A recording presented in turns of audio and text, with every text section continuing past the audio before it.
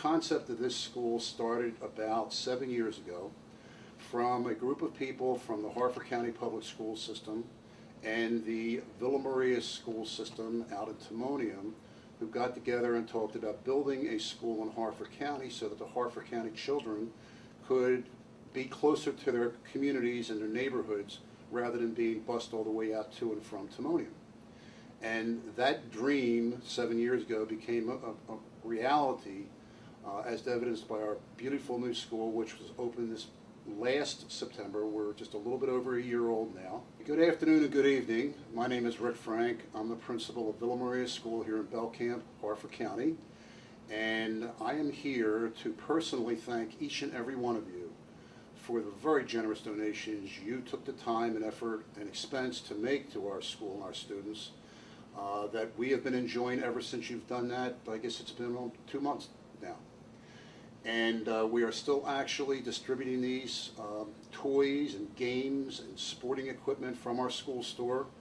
The students earn coupons in order to cash the coupons in to go to the school store, and they earn coupons by demonstrating good behavior, making good choices, being safe, showing signs of good citizenship.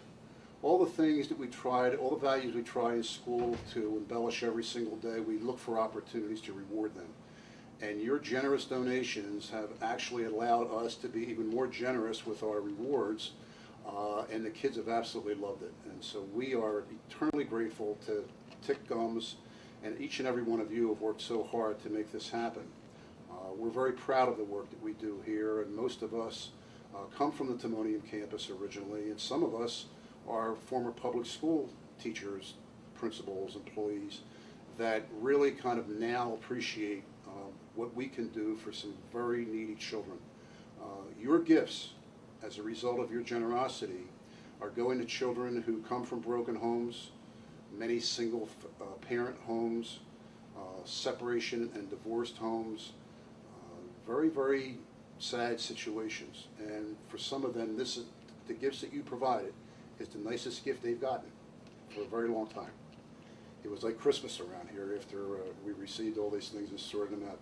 The staff was just squealing with excitement when they saw how generous a local business can be to a school that they never had any interactions with before. We can't thank you any more than to tell you that our children have benefited so greatly from you, and each and every one of you are responsible for our success in this area. And what was the name of that program that you have that institutes good behavior? It's PBIS, Positive Behavior Intervention Strategies. It is a design program that many schools throughout the state of Maryland use very successfully, and it's really trying to catch kids being good.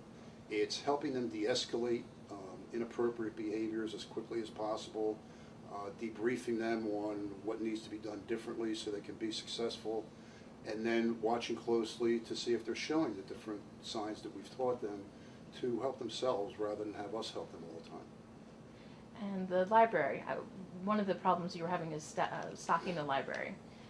And some of the, I think we were able to provide some books to help stock Absolutely. shelves. Your donations were certainly cataloged. They're in the library as we speak.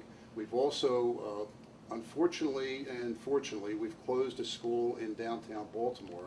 We've consolidated 4 schools into 3 schools, and when that school closed, we were able to inherit or adopt some relevant books from that library into our library. So our library looks a lot different now than it looked when you last saw it, and it's currently a work still in progress. We know that it's going to take years to make that library what it needs to be, but because of your help, that's certainly a step in the right direction. We have a very generous community that supports our children even though they are not their own children, but they know that they are in their community and they're going to be part of the adult civilian life in not too long. So it's been a very rewarding experience for us having people reach out the way they have. You are in the middle of a business park. How did that occur? For quite a few years when that discussion occurred initially, like you build it and we will come, we were looking for property that was available. This property was owned privately by a resident, and it was basically a dirt track field for motocross motorcycles. And it was available, we bought it, and I came on board with this project when the footings were in the ground. So it was very early for me. Virtually everybody in this school is vested in this, and it's our ownership that really makes it as successful and as family-like as it is. And that translates right on down to the students. They feel, a lot of students express regret when they're getting on the bus sometimes, simply because they're cared for and loved so much here during the day. And we're trying to make sure that that occurs at home as well, too, in a very sensitive way. You said before that sometimes the students, the only food and nourishment they get is from the school. Good nourishment and good nutrition, absolutely. We provide breakfast for students who want it. Doesn't matter whether they've eaten already or not.